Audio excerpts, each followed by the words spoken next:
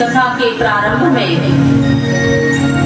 राजा परीक्षित ने पूछा सुखदेव जी से कि भगवान, आपने पिछले कल्प के अंत में द्रविड़ देश के स्वामी राजर्षि सत्यव्रत ने भगवान की सेवा से ज्ञान प्राप्त किया और वही इस कल्प में वैवस्थ मनु हुए हैं।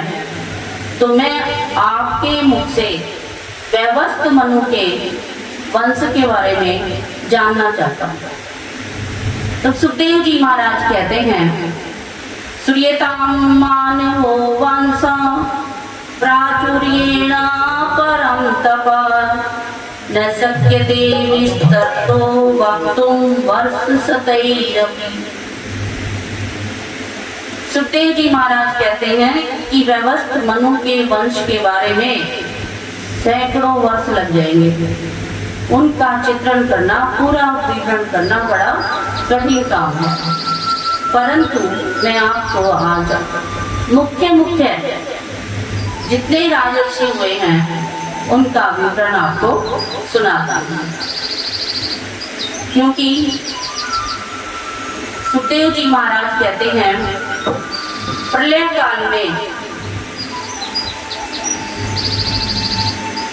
काल के बाद जब पहली बार वैवस्थ मनु हुए, क्योंकि हर कल्प के बाद हर बार मनु का अवतरण होता है। फिर ब्रह्मा जी के द्वारा एक कमल नाल के द्वारा ब्रह्मा जी की उत्पत्ति होती है विष्णु के द्वारा, और फिर मनु महाराज की उत्पत्ति होती है।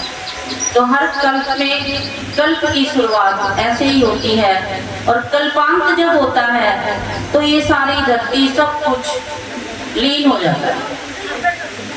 सतयुग, त्रेता, द्वापर, कलयुग, और इनके अंत में फिर कल्पांत होता है।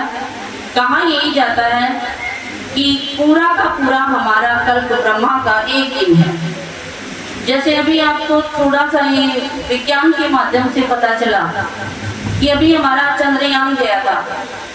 चंद्रयान ने ये बताया कि 14 दिन तक अंधेरा रहता है चांद के ऊपर, यानी कि उसकी तो हमारा एक मास और वहां एक दिन, 14 दिन की रात, 14 दिन प्रकाश, तो वहां का तो एक ही दिन हुआ। हम उसी चीज को दिन रात मानते हैं कि जब प्रकाश हो अंधकार हो, पुनः प्रकाश हो पुनः अंधकार हो, तो इसको हम दिन कहते हैं। ऐसे ही ब्रह्मा का सतयुग और त्रेता तो दिन है, और द्वापर कलयुग ब्रह्मा की रात है। तो ये ब्रह्मा का एक ही दिन है, हमारे लिए कितने वर्षों की बात हो जाती है। तो वैवस्थ मनु के वंश में सुखदेव जी महाराज वर्णन करते हैं, कहते हैं कि प्रारंभ में वैवस्थ मनु के यहाँ संतान नहीं थी, और बाद में जब हुई तो 10 संतानें हुई हैं, जिनके नाम थे इक्ष्वाकु, नृग, शर्याति, दिष्ट, दृष्ट, करुष, नरिशंक, प्रशग्र, नभग और कवि। और जब पहले संतान हुई नहीं तो जो वैवस्थ मनु थे उनकी पत्नी थी, संज्ञा नाम था उनका, और इनके जो पुत्र थे श्राद्ध देव थे। श्राद्ध देव के यहाँ ये 10 संतानें हुई हैं। और जब प्रारंभ में संतान नहीं हुई तो इन्होंने वशिष्ठ मुनि के द्वारा एक मित्रावरुण नाम का यज्ञ किया था। उस यज्ञ में होता मुख्य यजमान बनी थी इनकी पत्नी। होता क्या है, कोई भी हम यज्ञ करें, अनुष्ठान करें, कोई भी काम करें, मनोकामना लेकर के ही करते हैं। हो सकता है इस कथा में भी किसी ने प्रारंभ में कोई इच्छा अपनी व्यक्त की हो, और हो सकता है वो पूरी भी हो जाए। अगर सच्चे मन से हम सुनते हैं और सुनाने वाला भी यदि सच्चा है तो अवश्य ही कोई ना कोई परिणाम जरूर आता है। कहते हैं सच्चे दिल पर साहिब रख। मैं इसका एक दृष्टांत देना चाहूंगी आपको। अभी 8वें महीने, 6ठे महीने मई के 28 तारीख को हमने कथा शुरू की थी, और 4 जून को वो कथा संपन्न हुई थी। उसी दौरान मुझे किसी काम के लिए वीओ ऑफिस आना था बीच में, और मैं स्कूल से सीधी बीओ ग्रुप में गई थी। मैं गई ठीक हूँ और आते हुए मैंने सारा सामान अपना उतारा, कुछ सब्जी फ्रूट लिए थे मैंने। तो मैंने देखा कि ऊपर जैसे गई छत पे यानी अपने कमरे में, तो मैंने देखा मेरा बैग नहीं है जिसमें सारे कागजात, आधार कार्ड और दोनों मोबाइल फोन। तो मैं 2:30 बज चुके थे। तो मैंने ये विचार किया कि टाइम है, अभी 3 बजे है कथा, तो मैं एक राउंड लगाती हूँ, स्कूटी पे थी। तो मैं उस भाई के पास आई जहाँ से मैंने सामान लिया था। तो मैंने कहा, भाई मेरा बैग था यहाँ। बोले, हाँ बहन जी, आपने बैग लगाया था आपकी स्कूटी में। फिर बोले, फिर आप चले गए थे यहाँ से।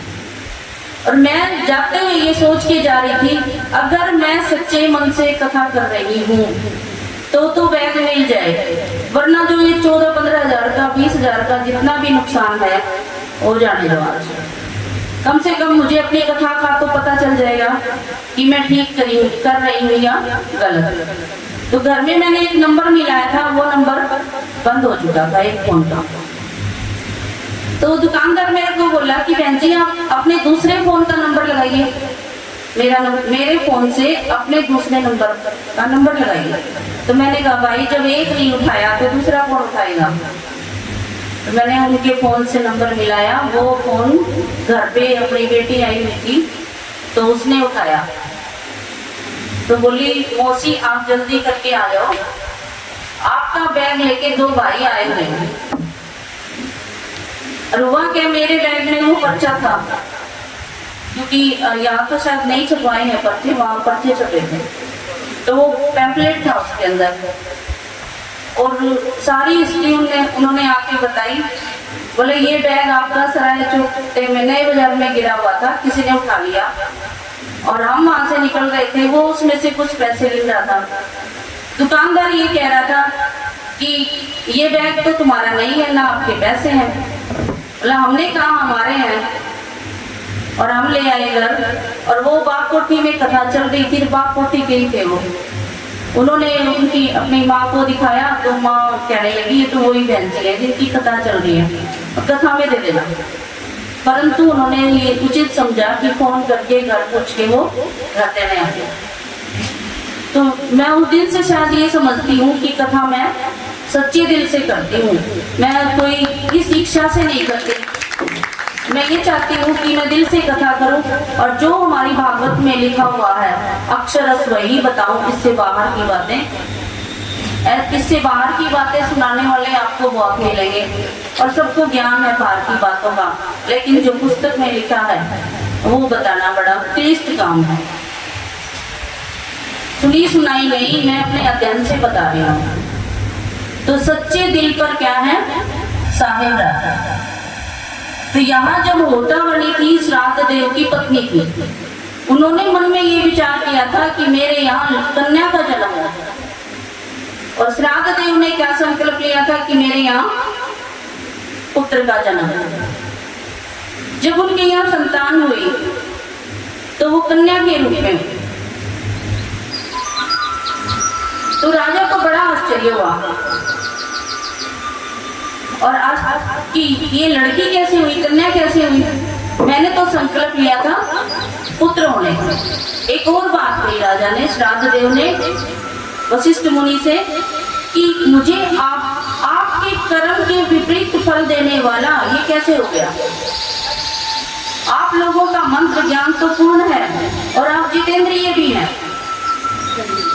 जब भी हम कथा सुने या कथा करें तो उस समय हमें जितेंद्रिय होना बहुत जरूरी है। यानी कि काम, क्रोध, लोभ, मोह, अहंकार से दूर होकर के यदि हम कथा सुनते हैं या करते हैं तो अवश्य फल मिलेगा। तो राजा ने कहा कि आप जितेंद्रिय भी हैं, तो ये इससे विपरीत कैसे हुआ। तो वशिष्ठ मुनि ने उसी समय थोड़ा ध्यान लगाया और बताया कि आपकी पत्नी का संकल्प मेन होता यज्ञ में वही थी, उसका संकल्प कन्या की प्राप्ति का हेतु था, इसलिए कन्या का जन्म हुआ। श्राद्ध देव ने प्रकृति के विरुद्ध जाना चाहा और वशिष्ठ मुनि को कहा कि मुझे तो पुत्र ही चाहिए। होता क्या है कि आज हमारे घर में कोई समस्या आ जाए तो हम ऐसे ही किसी ज्योतिषी के पास जाएंगे या फिर पहले तो हम चलाएंगे काम, हमारे कहने से कोई कर दे, नहीं मानते हैं तो फिर सोचते हैं कोई ग्रह दोष होगा या कोई पितृ दोष होगा, हम जाएं और किसी से पंडित के यहाँ पूछ करके आए। या आपने कोई मन से कोई गुरु बना रखा है, आप उस गुरु से अपनी बात कहेंगे जाके कि हमारे घर में ये समस्या चल रही है। तो ऐसे ही वशिष्ठ मुनि को श्राद्ध देव ने सारी बातें बताई और कहा मुझे तो गुरुजी पुत्र चाहिए। आज हम ये मानते हैं कि पहले जैसे गुरु नहीं है। क्यों? क्योंकि ये कलयुग का समय है, उनकी भी गलती नहीं है। उस समय के गुरु क्या करते थे? भगवान का ध्यान करते थे उसी समय। तो हम क्या करेंगे? हम आपके गुरु क्या करेंगे? पुस्तकों में ढूंढेंगे कि इस बात का क्या उपाय है, वही तो बताएंगे वो। क्योंकि भगवान से इतना ही लिंक है, इतना लिंक पहले वाले ऋषियों जैसा नहीं है कि वो एकदम भगवान के ध्यान में चले जाए। तो वशिष्ठ मुनि ने प्रभु से ध्यान लगाया, भगवान शिव से ध्यान लगाया और पूछा कि क्या कारण रहा। कारण पता चलने के बाद कहा कि मेरा होता, मेरा यजमान मान नहीं रहा, इसको क्या दो? पुत्र दो, अवश्य मेरी प्रार्थना। तो वशिष्ठ मुनि की प्रार्थना से भगवान ने उसका कन्या का बेटा बना दिया। उसका नाम रखा गया प्रद्युम्न। अब प्रद्युम्न बेटे का नाम रखा और प्रद्युम्न कुछ बड़ा हुआ तो वो शिकार खेलने के लिए गया। शिकार खेलने के लिए वो जंगल में दूर निकल गया। कुछ उसके साथ सैनिक भी थे और वो ऐसे वन में चला गया जो वन श्रापित वन था। उस वन में जाकर वो पुनः क्या बन गया? स्त्री बन गया। तो सुखदेव जी महाराज बताते हैं कि राजा परीक्षित, मैं ये कथा आपको बताना चाहूंगा कि पुरुष और स्त्री कैसे बन जाता था उस वन में जाकर के। तो सुखदेव जी महाराज कहते हैं कि राजा परीक्षित, एक बार की बात है कि भगवान शिव और पार्वती वहां विहार कर रहे थे और कुछ ऋषियों का वहां अचानक दर्शन करने के लिए आगमन हुआ। तो कुछ ऋषि आए, देखा कि भगवान शिव इधर कुछ विहार कर रहे हैं मैया के साथ, तो वो चले गए। लेकिन माता पार्वती क्रोधित सी नजर आई।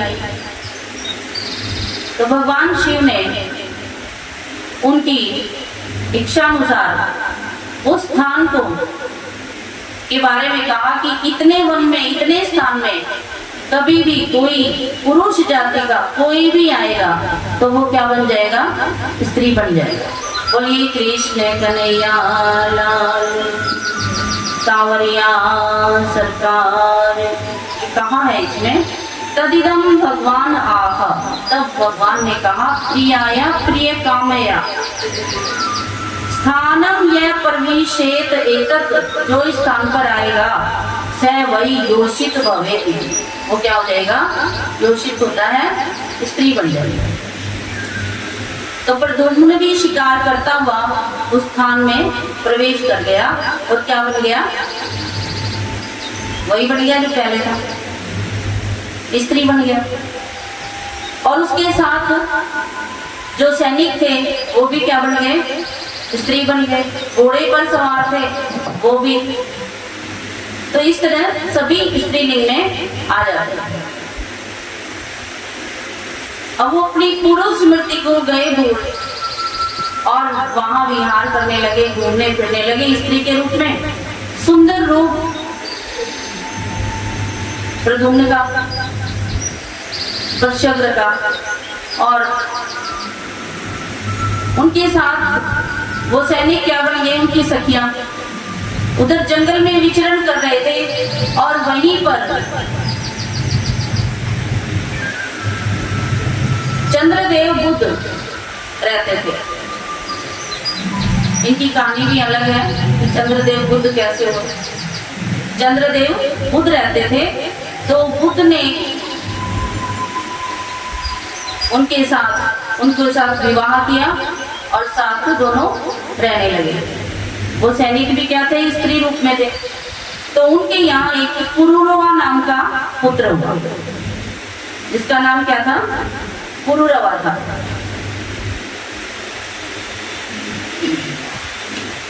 तो पुरुरवा पुत्र को पाकर के वो स्त्री रूप में प्रद्युम्न बड़े प्रसन्न थे। पर एक दिन उनके ध्यान आया वशिष्ठ मुनि का। ध्यान आते ही उन्होंने ये विचार किया कि वशिष्ठ मुनि से मिलना चाहिए। तो वे वशिष्ठ मुनि से एक बार मिले और अपनी सारी समस्या को बताया। तो फिर दोबारा वशिष्ठ मुनि ने भगवान शिव का ध्यान किया। कहते तो ये है, ये वाली कथा श्रीमद् भागवत देवी पुराण में भी आती है। देवी पुराण में ये सबसे पहली कथा है, मैंने पढ़ा है इसे।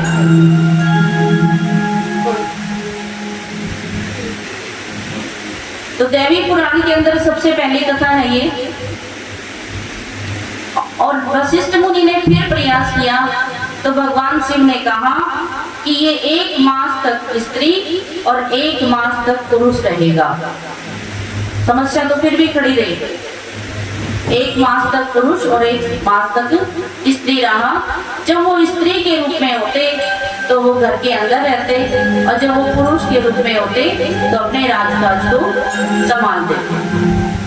तो इसी रूप में ये अपनी प्रजा का पालन करते थे। इनके 3 पुत्र हुए, उत्कल, गय और विमल। और इन तीनों पुत्रों ने भारत भूमि के दक्षिण भाग में राज्य किया। और अंत समय में जब इन्होंने प्राण त्यागने से पहले तपस्या के लिए वन में चले गए, और एक पुत्र जो चंद्रदेव का बेटा था इनके पास, पुरुरवा नाम का, उनको अपना राज्य दे दिया।